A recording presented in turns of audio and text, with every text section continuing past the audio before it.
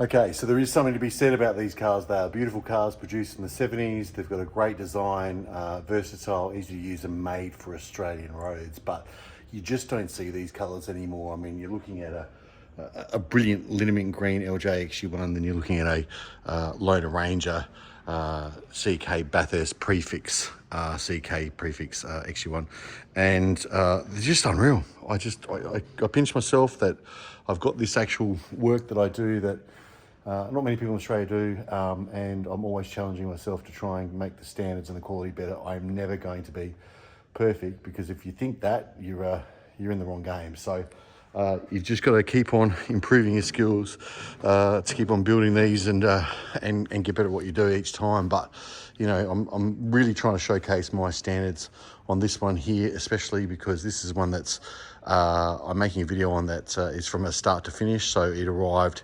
on a rotisserie just as a shell, and it had a fair few issues because the last person that tried to resolve those issues with the fabrication didn't do a great job, and I had to get a lot of it done again. But look, I haven't posted a huge amount of videos on this car because it's nearing its completion, and I want to do a start to finish video so that you guys can see what it's like when I get the car to what it is today and the process that it takes to get it there.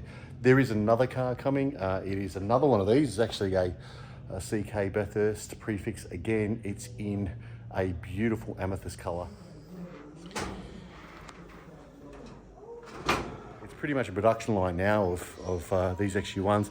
I've still got to build the 6 litre, finish off the interior in that, and do some reassembly. So that's on its way.